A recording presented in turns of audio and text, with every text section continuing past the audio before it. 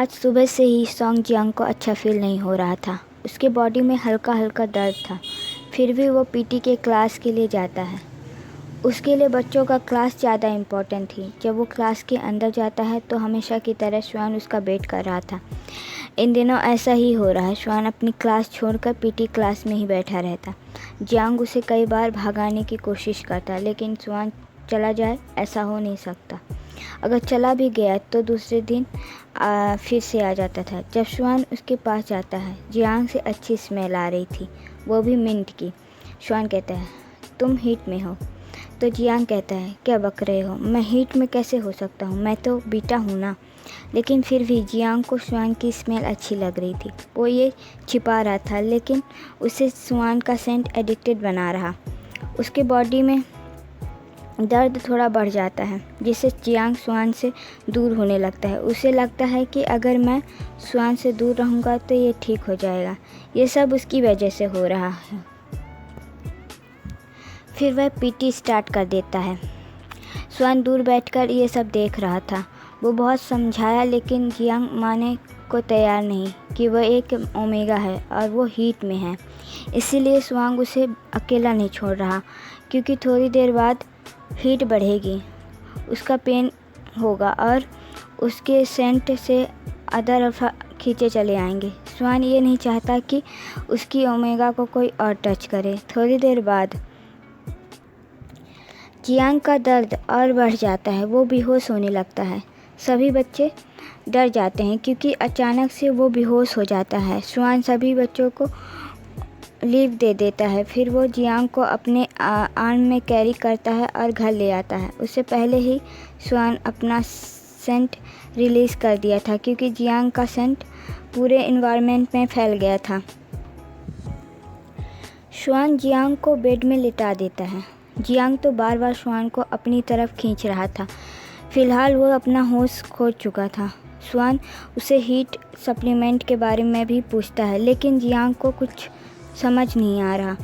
उसको पहली बार आया था, इसलिए उसे नहीं पता कि बीबी भी वो उसका हीट पहली बार आया है, इसलिए उसे नहीं पता। बीबी को भी लगता था कि जियांग एक बीटा है, इसलिए उसने कभी सप्लीमेंट के बारे में नहीं बताया। अब जियांग फोर्सफुली किस करने लगा और श्वान खुद को दूर कर, लेकिन कब तक वो कंट्रोल करता। वो भी तो एक अल्फ़ा है। ओमेगा फेरोमोन्स की वजह से वो भी रट में जा रहा था। अब वो भी जियांग को किस पैक करने लगा, फिर उसके कपड़े भी निकाल देता है। अब जियांग हाफ नेकेड था और श्वान उसके नेक को शक करने लगता है। जियांग स्वीट आवाज़ें निकालने लगता है, जिससे श्वान और एक्साइटेड हो रहा था। अब वो धीरे धीरे नीचे आता है और चेस्ट पर सकिंग करता है। वहाँ लव वाइट भी छोड़ रहा था। जियांग तो पूरी तरह लॉस्ट हो गया था।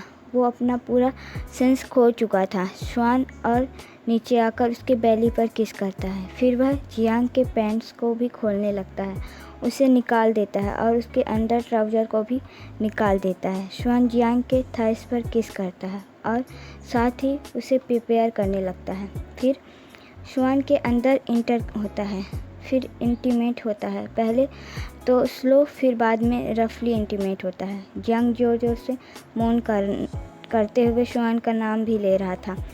पूरे रूम में मौन और ग्रोन की आवाज़ें गूंज रही थी। पूरा रूम दोनों के फेरोमोन से फुल था।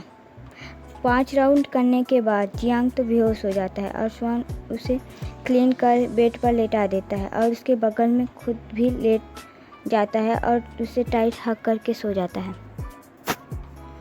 थोड़ी देर बाद जियांग को होश आता है। वो देखता है श्वान उसकी तरफ ही देख रहा था। जियांग पूछता है, अगर मैं ओमेगा हूँ तो तुम मुझे पहले क्यों नहीं मिले।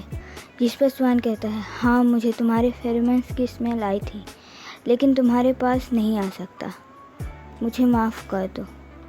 जियांग कहता है, लेकिन क्यों। श्वान उसके हाथ पकड़ते हुए कहता है, उस टाइम मैं एक इम्पॉर्टेंट वर्क कर रहा था, लेकिन जब मैं वहाँ गया तो मेरा ओमेगा यानी तुम वहाँ नहीं थे। फिर मैं बाद में तुम्हें बहुत ढूंढा लेकिन तुम मुझे नहीं मिले। और उस दिन मुझे सेम वही फेरोमोन्स आ रहा था जिसका मैंने पीछा किया। तब मैं तुम्हें पहली बार देखा। मुझे पहली बार में ही तुमसे प्यार हो गया जियांग। मैं पहली बार। शुआंग अपना सेंटेंस को पूरा करे उससे पहले ही जियांग इंटरप्ट करते हुए कहता है, क्या कहा तुमने? तुम मुझसे प्यार करते हो? शुआंग थोड़ी देर कुछ नहीं कहता। जियांग उसके जवाब के लिए उसकी तरफ देख रहा था। फिर शुआंग कहता है, हाँ, मैं तुमसे प्यार करने लगा हूँ जियांग। शुआंग को लग रहा था कि शायद अब जियांग उसे नफरत करने लगेगा। शुआंग उसके फोरहेड पर किस करता है और कहता है, अपनी बहन से सप्लीमेंट यूज़ करना सीख लेना और जो भी मैंने तुम्हारे साथ किया उसके लिए मुझे माफ़ कर देना। ऐसा कहते ही वो बेड से उठने लगता है, लेकिन जियांग उसका हाथ पकड़कर वापस बेड पर बैठा देता है और कहता है, जब मेरे पास इतना हैंडसम अल्फ़ा है तो मुझे उस सप्लीमेंट की क्या ज़रूरत है? शुआंग शौक में उसकी तरफ देखते हुए कहता है, इसका मतलब तुम? जियांग कहता है, हाँ, I love you my alpha. मुझे भी तुमसे पहली बार प्यार था, लेकिन जब तुम मुझे ओमेगा ओमेगा कहते रहते थे इसलिए मुझे गुस्सा आता था। शुआंग उसकी फेस के पकड़ कर किस करता है। फिर दोनों ऐसे ही लेटे रहते हैं। थोड़ी देर बाद जियांग पूछता है, वैसे तुमने बताया नहीं वो कौन सा इम्पोर्टेंट वर्क था? तो शुआंग कहता है, वो अभी मैं नहीं बता सकता, बट आई प्रॉमिस बाद में मैं तुम्हें सब कुछ बताऊंगा। जियांग कहता है। जियांग कुछ सोचता है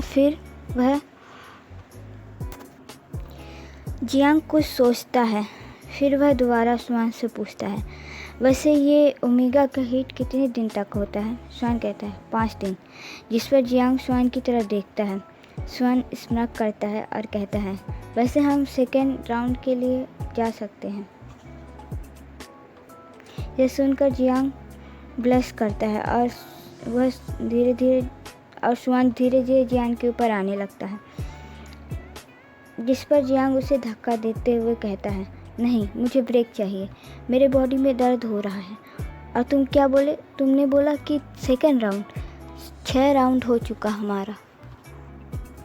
शुआंग कहता है, नहीं, 5 राउंड का गिनती नहीं की जाएगी। और शुआंग उसके आगे उसकी बात नहीं सुनता और उसके किस करना स्टार्ट कर देता है। दूसरी तरफ बड़ी सी बिल्डिंग में जान पाइप से चढ़ रहा था। वो वांग मेंशन था। इतने दिन ईवो जान से बात नहीं किया, इसलिए जान उसे बात करना चाहता था, उसे माफ़ी मांगना चाहता था। इसलिए वो पाइप से चढ़कर सीधा ईवो के रूम जाना चाहता था। ये काम वो पहले कर चुका है। फिर वो स्कूल एडमिशन होने के बाद जब ईवो रोज़ उसे दिखने लगा, उससे मिलने लगा, तो ये सब छोड़ दिया। बीच में ही जान थक गया था क्योंकि ईवो का रूम 4th फ्लोर में था, लेकिन जान आधे में ही थक गया था। ये अमीर लोग के चोचले, इतना बड़ा घर बनवाने की क्या ज़रूरत है? छोटा सा नहीं बनवा सकते?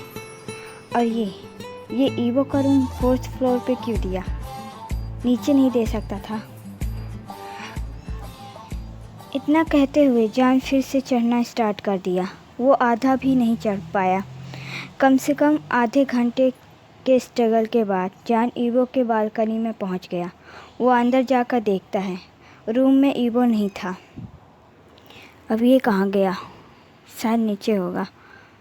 कहते हुए जान सीढ़ी से नीचे जाने लगा। मेंशन में हर एक फ्लोर के लिए लिफ्ट भी था, बट जान को ये पता नहीं। जब जान सेकेंड फ्लोर पर ईवो को ढूंढ रहा था तो उसे एक लेडीज़ देख लेती है। वो ईवो की मॉम मिसेस वांग कार्मन है। वो जान से पूछती है, तुम कौन हो? जब जान कार्मन को देखता है वो सब कुछ भूल जाता है। उसे कार्मन में मैडम लन इंग दिख रही थी। कार्मन उसे दोबारा पूछती है, जिस पर वो झूठ बोलने वाला था लेकिन फिर भी वो सच बता देता है कि वो ईवो का अल्फ़ा है और ईवो उसका ओमेगा।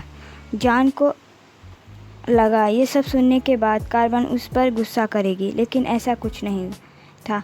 वो बहुत खुश होती है। आवाज़ें सुनकर ईवो का डैड सेनहाई भी वहाँ आ जाता है। वो कहता है, कार्बन, ये क्या बोल रही हो? कार्बन शहनाई की तरफ मुड़ते हुए कहती है, सच है, ऐसा दामाद चिराग ढूंढने पर भी नहीं मिलेगा। जान तो शर्मा के दोनों की बातें सुन रहा था। वो एम्बैरस भी फील कर रहा था। शहनाई कहता है, कार्बन तुम चुप रहो जी। कहते हुए कार्बन शहनाई को चुप करा देती है। फिर वह जान का हाथ पकड़कर सोफ़ा की तरफ ले जाती है। आओ हम बैठकर बात करते हैं। हाय, तुम कितने हैंडसम हो। मेरा बेटा बहुत लकी है। कार्बन की हर बात से जान शाय फील कर रहा था। Thank you aunty. Aunty? Aunty नहीं बेटा, मॉम बोलो। आफ्टर ऑल मैं तुम्हारी मदर इन लॉ हूँ। जान अपना नेक रब करते हुए उससे कहता है। उसे बहुत शाय फील हो रहा था। Oh thank you mom. ये हुई ना बात, कार्बन कहते हुए जान का सर सहला रही थी। जान कार्बन से पूछती है, मॉम? कार्बन जवाब दी। ईवो कहाँ है? वो घर पर क्यों नहीं है? कार्बन कहती है, वो तो यांग के घर गया है। यह सुनकर जान अपनी मुट्ठी टाइट बंद कर लेता है। जान का टेंस कार्बन भी नोटिस करते हैं। उसे माफ़ कर देना, वो अभी कुछ नहीं समझता और नहीं समझेगा। थोड़ा टाइम दो उसे, फिर सब ठीक हो जाएगा। जान कहता है, ठीक है मॉम, मैं अब चलता हूँ। कार्बन जल्दी से कहती है, अच्छा फिर कब आओगे? उसका बुरा मत मानना। जान कहता है और वहाँ से चला जाता है। उसके आगे वो कुछ नहीं बोलता। कितनी मोहब्बत है तुमसे।